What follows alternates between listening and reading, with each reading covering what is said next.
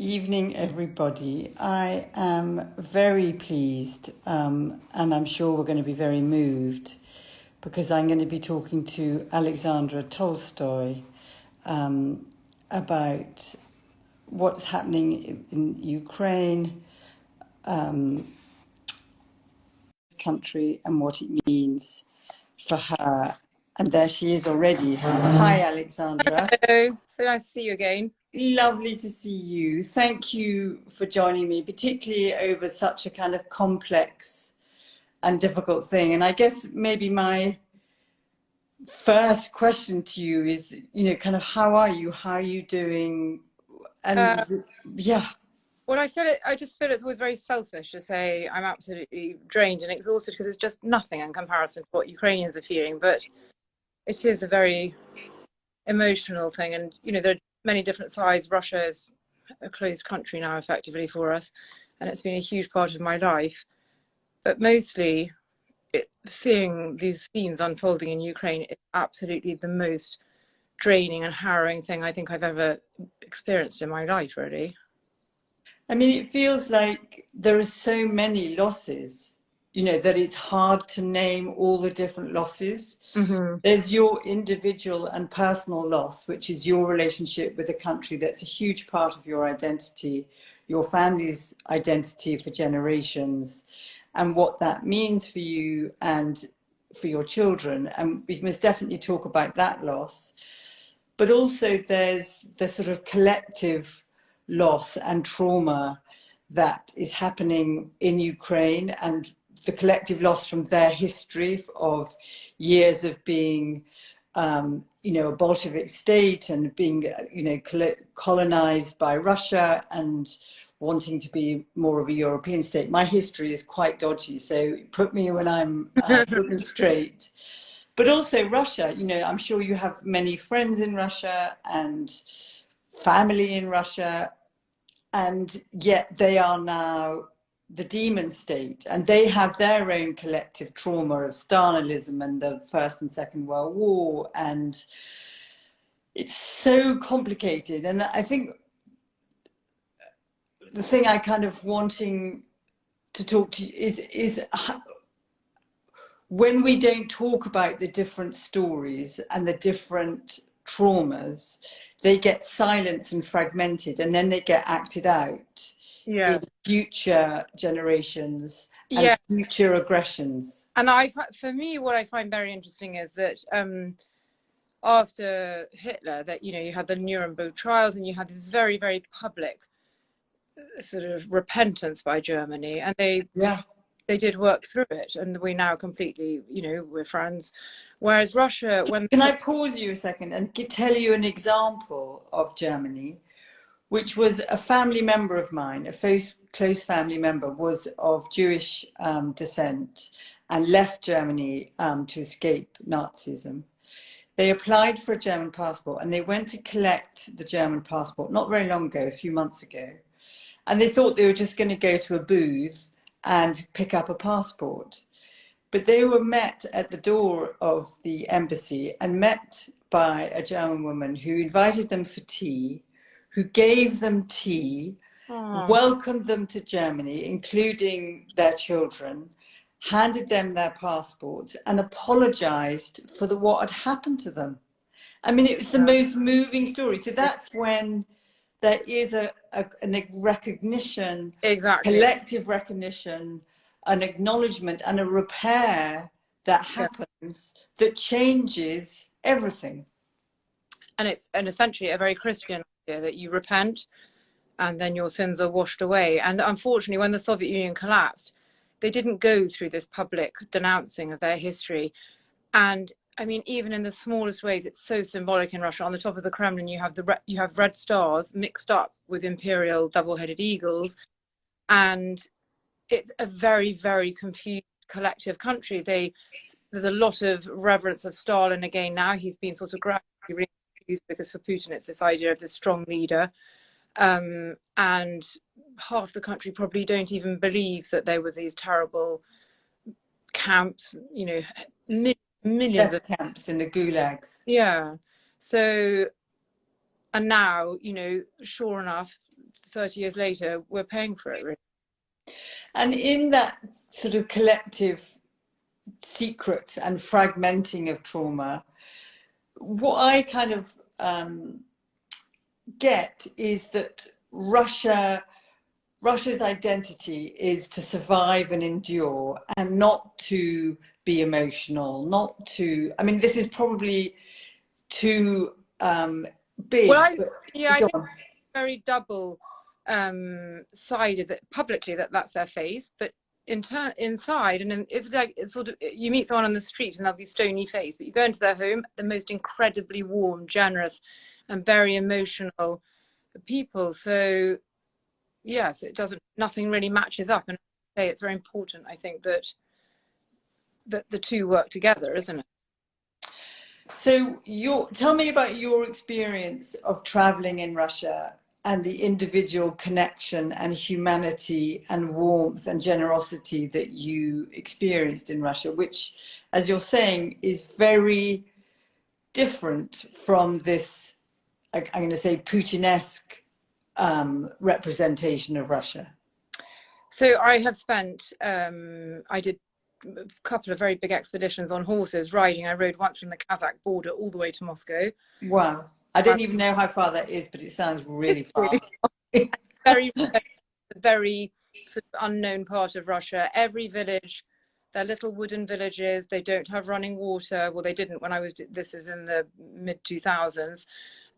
They don't have, they did have basic electricity, but they wouldn't have gas. Living simple, hand to mouth, rural lives, but extraordinarily hospitable and generous. So every village we came to, we'd find someone who would welcome us into our house. Of course, we'd pay them, but they weren't doing it for the money. And they would share their supper with us. They would cook for us. They were just so generous and always trusting. You know, they never suspected we were going to try and steal something or do something. They're very open-hearted. Very. Can I just say that Ellie Francesca says, I'm British-born daughter of Czech refugees. I'm married to a Russian whose family live in Russia. They are all devastated by the war, both for the Ukrainians, but also for the Russian people. It's absolutely, and that's the other thing. You have all these layers in Russia now. So all my sophisticated, intellectual, liberal friends are absolutely devastated. They're trying to flee Russia. It's the death of, of any future for them, for their children, and the most horrific, Russia already has a declining population and they're now having a brain drain. So I don't really know what the future holds for them. So Claire Carter, and this is an interesting question. I don't know if you can answer. I certainly can't answer. Why does the powerful leadership in Russia always manifest itself as despotism? Well, actually, I would say that Nicholas II was very far from being a despot. He was a rather gentle leader and rather wavering, and very difficult, I think, to lead. He was very, very Christian and a very humble person. It is a huge country, geographically it's absolutely vast, and I certainly don't think you can't describe it as one thing. No, yes, and how do you coordinate? Of course you need some strong leadership, and I suppose strength often gets distorted and perverted into abuse of power, doesn't it? Yeah. Yes, and also, the underbelly of victim is to be a bully, isn't it? So that if you feel like you've been victimized, like it sounds like Putin did, that after the wall came down, he felt they lost their power and their position. Which I'm sure you would. I'm absolutely fascinated because I cannot find anywhere what his relationship with his mother was like.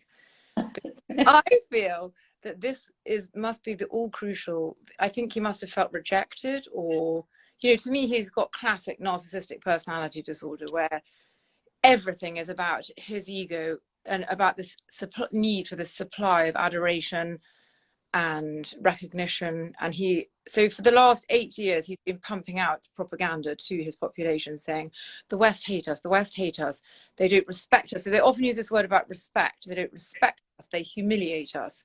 And these, to me, seem very classic symptoms of a narcissist. Don't you think? Yeah, I mean, very much so.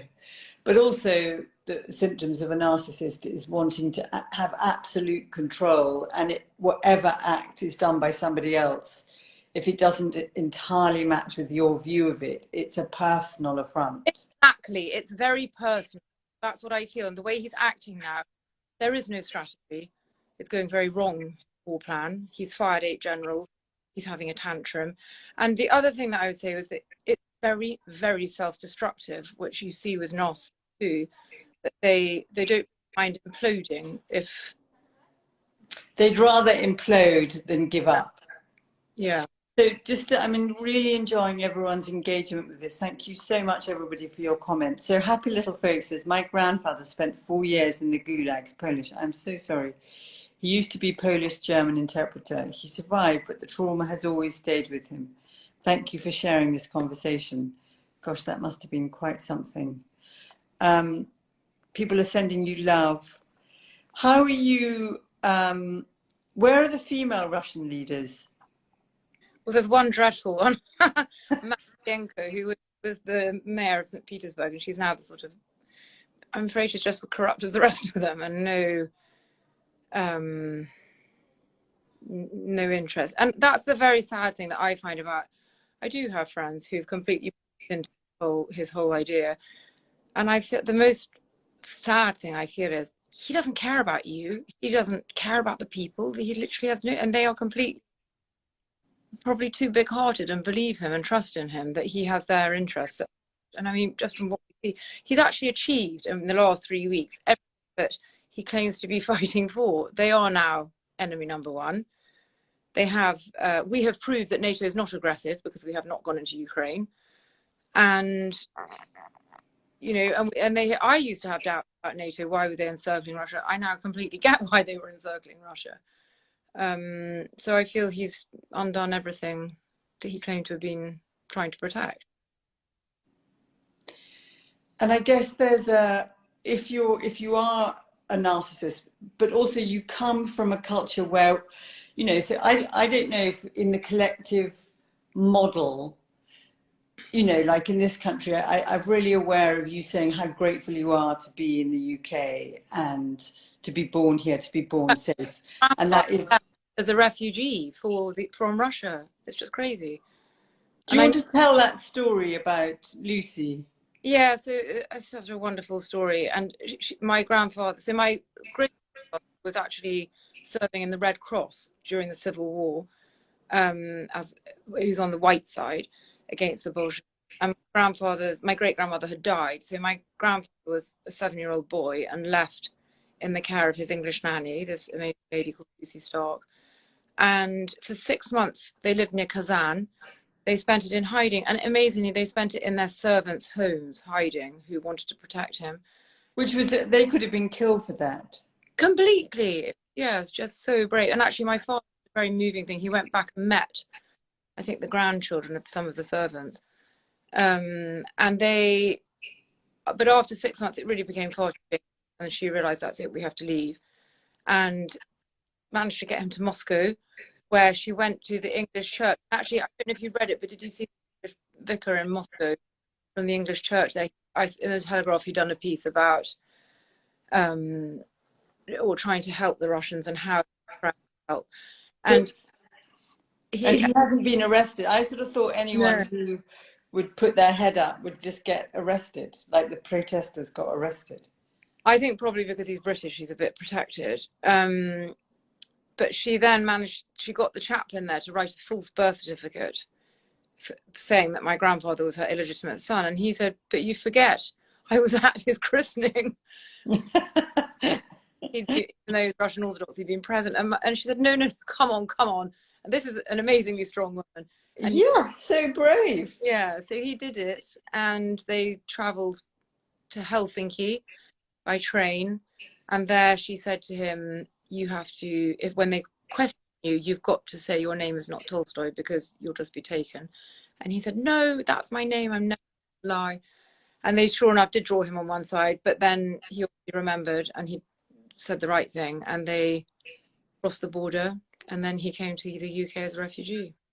That is amazing. That is so moving, and you're here because of that. And when I was thinking about leadership, I was thinking, you know, this country, we've been a democracy for hundreds of years, and that is the model of leadership that we know. I mean, Mm. patriarchy and, you know, unfair and inequitable and all of that. But Russia, I guess, if you model your leaders and what you've seen, they haven't had really a democracy No. What as a was bad model. before the revolution, they were moving that way towards a constitutional monarchy. But then it was also, you know, completely aborted, and they went back worse than to what they were, with these terrible red terrors and purges and millions murdered. So what do you tell your children? I mean, a lot of people have been asking me and talking to me about talking to the children, being honest with our children, but also protecting them. By the Yeah. way, Victoria says, I would like Alexandra doing more mainstream media. She's such an important voice. That's lovely. So I don't know what you feel, but my gut instinct has just been, I tell the children absolutely everything. My son avidly reads the Times every day, and my daughter's only 9, but I've told her, I don't really understand this thing of wanting to protect your children. I mean, I don't want to frighten them. I think it's important to know the truth. And she's been extremely compassionate, cried at times, and then she says, this is too much. I don't, you know, if we're watching the news, I don't want to watch it anymore, so we turn it off. But I don't think you should hide it from them. It's life. It's death is life, isn't it? So I think that's right. I think we can not overwhelm them with it. So I think, you know, the understanding, I think, from sort of children's psychology is that it's age appropriate, so dependent on how old you are, but also that children need to know the truth, but led by what the children ask. So what they don't know, they make up, and that's more frightening than the truth. But let them lead how much information that they have. But does your son reading the Times? Did you say he reads the Times? he's 12 and he is better informed than I am, I have to say. He is just extraordinary. He knows, and he told me a week before, right, they're going to invade soon because the ground is very cold and they need that for the tanks to roll over. I mean, just amazing. So He's a real strategist already. yes, and then yes, and it's so interesting from a male point of view what he picks up. You know, I pick up all the The horrible. mothers are awful with the screaming children in Yes, the shelters and the hospital. but he's following the terrible, useless Russian army and their rubbish equipment, and but then together we were listening to Radio 4. I don't know if you've heard it. Where this woman Maria Butina, who's a spokeswoman for the Kremlin, she was speaking, and he and I, we were having breakfast and we were listening, but I looked at him, caught his eye, and we just both burst out laughing. And I love that he's really quite sophisticated, and he does, you know, and it's wonderful for me to have someone to talk about it with, really. That's amazing. Well, he must have learned from you about it so that you've modeled it that he can do that. So Maria Matthews has asked, are the Russian people capable of overthrowing Putin, or are they just too scared of the Kremlin? It seems too... I think there's a combination of things. There have been 14,000 people arrested for protesting, incredibly brave people. And there have been a lot of protests, but I read an analysis by, actually she's a model, but she wrote such a brief and clever thing. And she said, you know, it's not just Putin, there's a system surrounded. Yeah, there's a system. He's got employees of the KGB, of all this police, and, you know, and they're invested in it, and they're not going to just suddenly collapse. So I mean, so it's more than just him. There's a lot of them who've made stolen a huge amount of money over the last decades. Now, I think it's great with sanctioning. I'm not sure that they actually have so much influence over him. It's more the generals, his Security Council, these figures around him, who have, you know, just as much, also seem to have these personality problems, and just the same problems. Yeah, I'm sure that's true, but it is more than one person, isn't it? What I'm curious about, so in the Second World War, Germans in this country were kind of imprisoned. And I guess if you're choosing as a Russian to live in this country, it would be telling you something about not wanting to be in Russia, but I imagine Russians are getting a lot of living here. I don't mean oligarchs. No, people have sort of said to me, oh, It's so difficult. I mean, personally, my children have completely Russian names. Their surname is Russian, and often the Russian children here don't have Russian surnames because it just has worked out often that the mother's Russian and the father's not.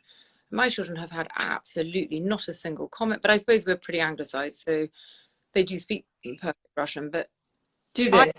yes, and they very much understand. We are really proud of our heritage, and absolutely not that nothing of that will change. But Putin is not Russia, and it's the same with the church. It's been very difficult because the patriarch has been very supportive of Putin and given this terrible sermon, and in the same way, the church is not the patriarch, and the people are not Putin. And my children don't really seem to have a problem with understanding that, but I have seen, I mean, one tragic thing, our wonderful Russian church, it's a very small church, the most amazing priest, who's actually English, he converted many years ago, he was collecting money for Ukraine, and they were ransacked. The altar was pulled apart, and all the money was stolen. I mean, and so this kind of Russophobia is just shocking and primitive and not at all. No, it's so simple and brutal. It's a kind of, And it's simplistic. yes, and so blasphemous. I mean, how could you do that? You don't have to be religious to see that, oh, it's just horrible. But also, I was thinking with you and the complexity of them having a Russian dad and a Russian identity, and you talking about this isn't the real Russia, because are you talking about pre-Stalinist, is it Lenin So Russia? revolutionary Russia, that's what we all sort of hoped that. Tchaikovsky and It Tolstoy is and so exciting when the curtain came down, and actually 90s, the thousands. I was there 3 weeks ago in Moscow, and it felt where are wonderful. you? Yes, Yeah. every single Russian, from the taxi driver to my friends to everybody, said, "Don't be ridiculous. He'll never go into Ukraine." Nobody knew, and nobody believed that he would. And you didn't think you would? I mean, were you as shocked that Thursday morning? Gosh, I remember. Yes, I was shocked. But we in the West, we obviously have good intelligence. We did know, didn't we? Why were all those troops on the border? 100,000 troops, yeah. Yeah, built up to 150 or something. We did. I think yes, we knew more than they did. But I wanted to believe them. Of course, I did. And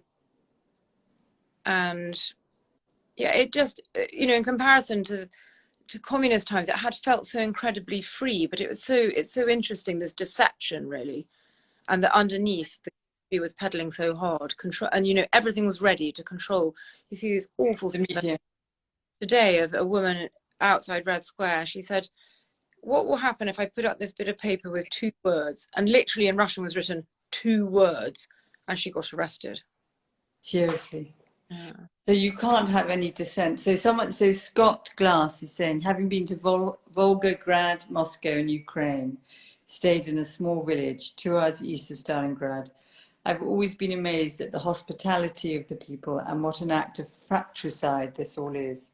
And that's what you're saying, really, isn't it? That this isn't the Russian people, and that to conflate the two, that every Russian is Putinist, is too simplistic and judgmental. Even those who believe in his rhetoric, I don't think you can really blame them, because they've lived like that, for 8 years, or for 8 years, with permanent propaganda. And how they don't travel. How can you really expect them to? And it's such a loss of identity, isn't it, to say that everything you believed in is wrong. And we're so lucky we've never had to encounter this.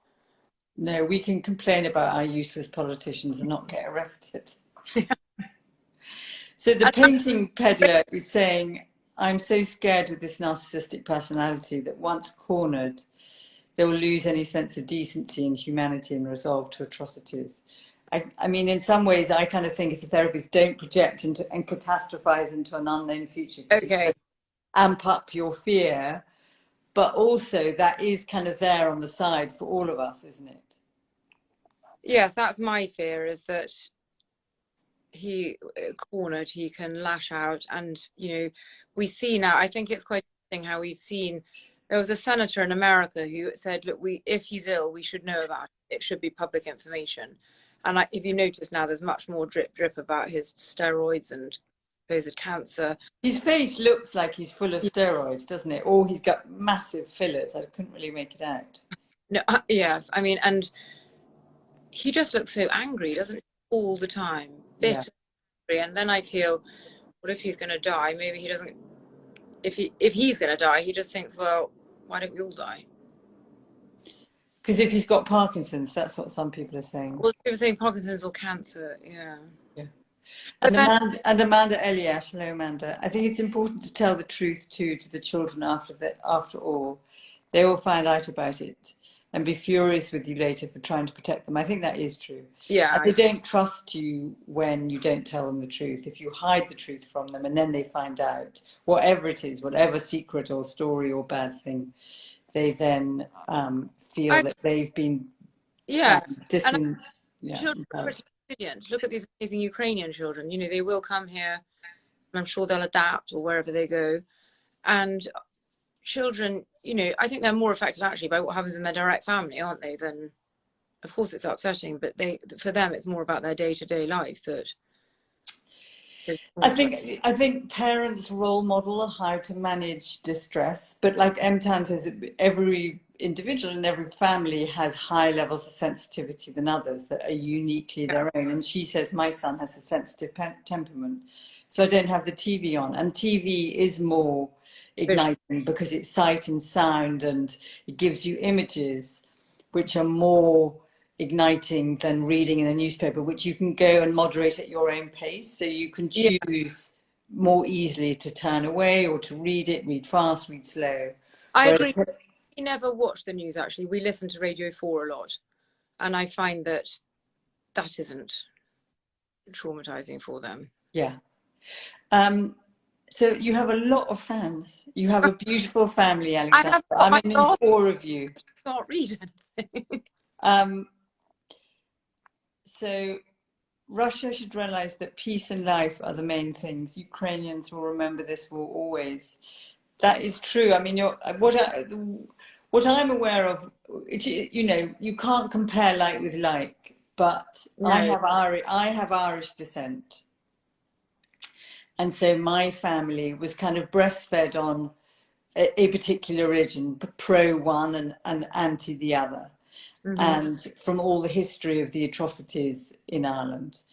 And it kind of gave us a bias. And also I was brought up by my mum's brother was killed in the war. So when we were children, we never bought anything from Germany. That was completely not allowed. And of course that changed. As Germany actually changed, our response to Germany changed. But you can see how a collective memory gets passed down. So that's the other thing I wanted to talk to you about, was the transgenerational trauma, how the stories you tell ourselves or what isn't told gets acted out. And that we have it ourselves. You know, people are talking about our slavery in, you know, in the Caribbean, Ireland. All of these different traumas have an effect on all of us. I agree. And actually, so in my case, my grandfather came as a refugee and he was so traumatized he couldn't really ever talk about it. So it wasn't really even the story. So then in turn, it made it my father had a very difficult childhood because his father was unable to communicate really. So had he been traumatized by having to escape and losing his identity, his belonging, his place, basically, because his father then couldn't get refugee status here, so he didn't see his father for quite a few years. Oh, wow. His mother had died and he had to live with this really actually completely bonkers aunt and was made to dress up in a tutu, was shut in a cupboard, he was beaten. Oh my God. It was horrific. And somehow out of this mess he went to Cambridge, became a QC, so he did make a great success of his life, but emotionally he was traumatized and he made his way of coping, but it was to be very shut and internal.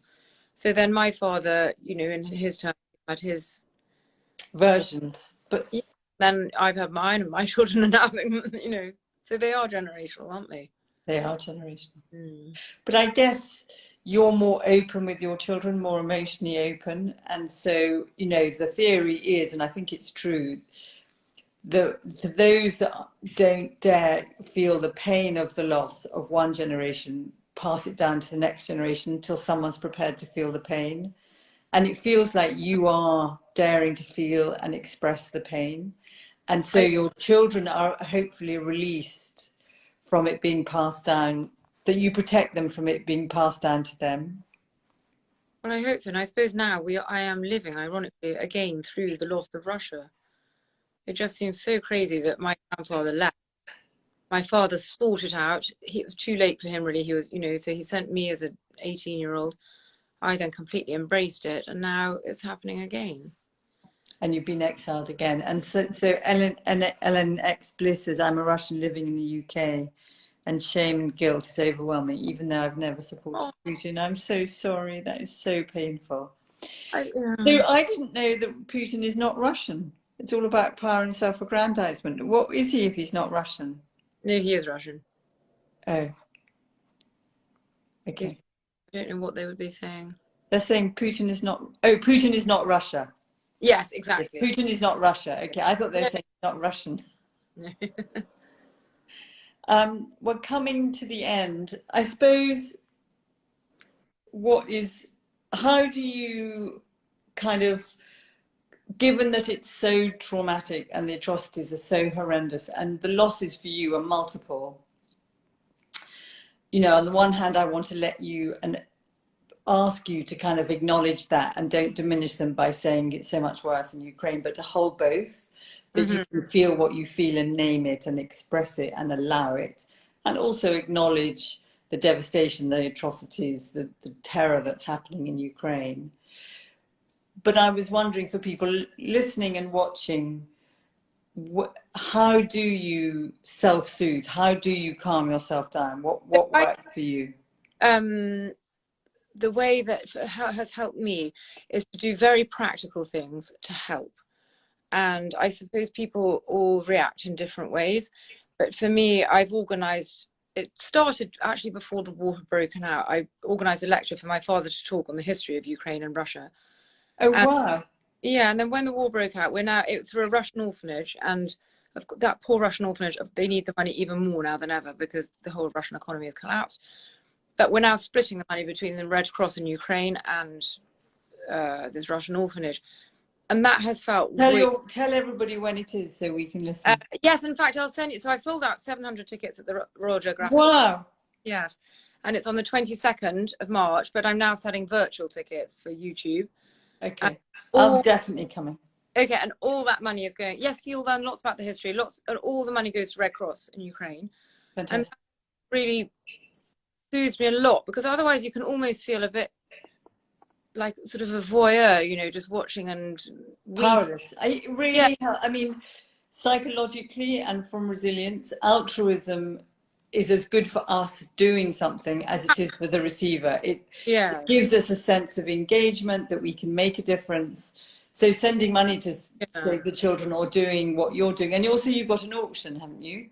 So also running this amazing auction with Lucy at the Tolstoy Edit, where again all the money is so generous, giving amazing lots, all going to the Red Cross. So how does that work?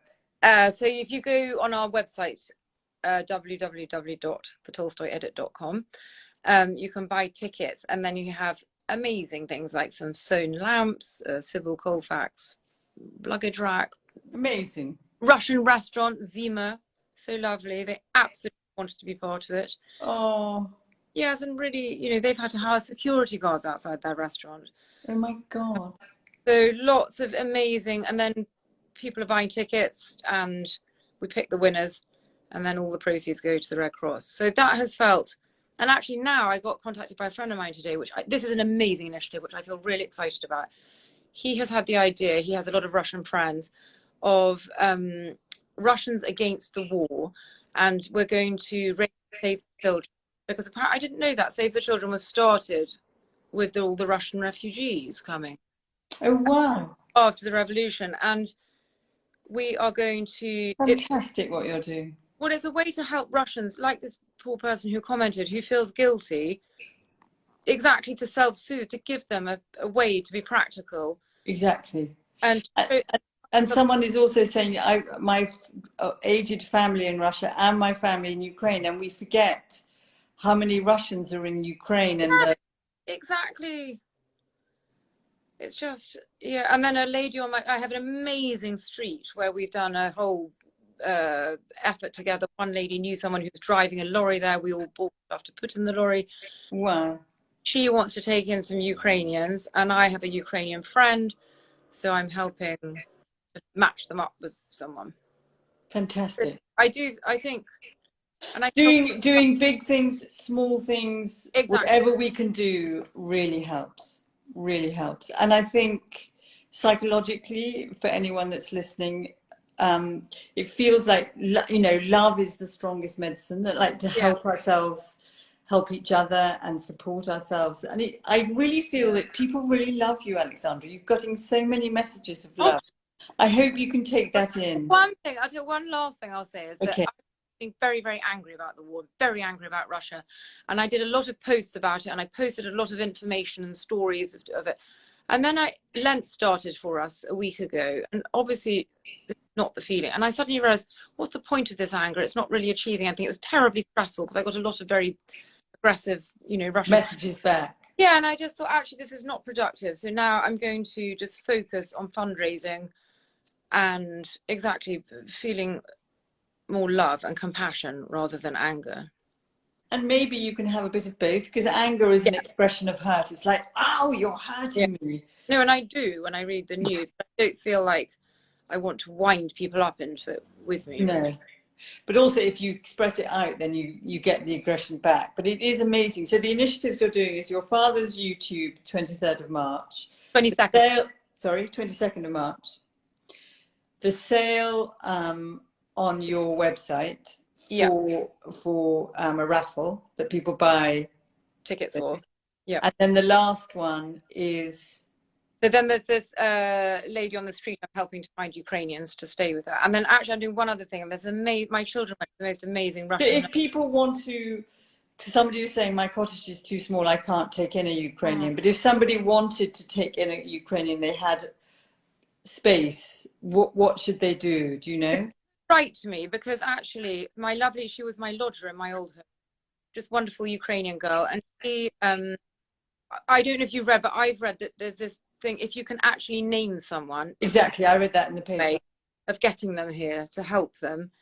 And easy, you know, because it will be very complex. You know, everyone's different, and it'll be a complex thing to match people up, won't it? It will be complicated. So I might be able to help with that, because she's obviously got a whole network of friends, family, and everyone back there. And another thing, my children went to the most amazing Russian nursery here in London, and this wonderful woman is now recruiting Ukrainian teachers so that these children have a school to go to where it's trilingual, Russian, Ukrainian, English. Wow, that's amazing.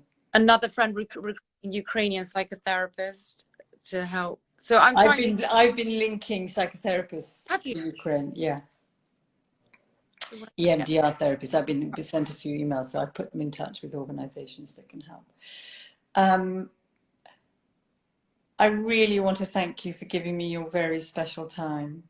No, and I always love talking to you. I love talking to you. And you've got so much of value to say, and maybe we'll talk again in a few weeks. Yes. But take care of yourself. Please tune into the talk. I think you'll enjoy it. I will definitely sign up for the talk, 100%. Well, so thank you everyone who's been so engaged, and for your lovely comments, and take care of yourselves this evening, and we'll all be in touch. Yes. Lots of love. Bye-bye. Bye.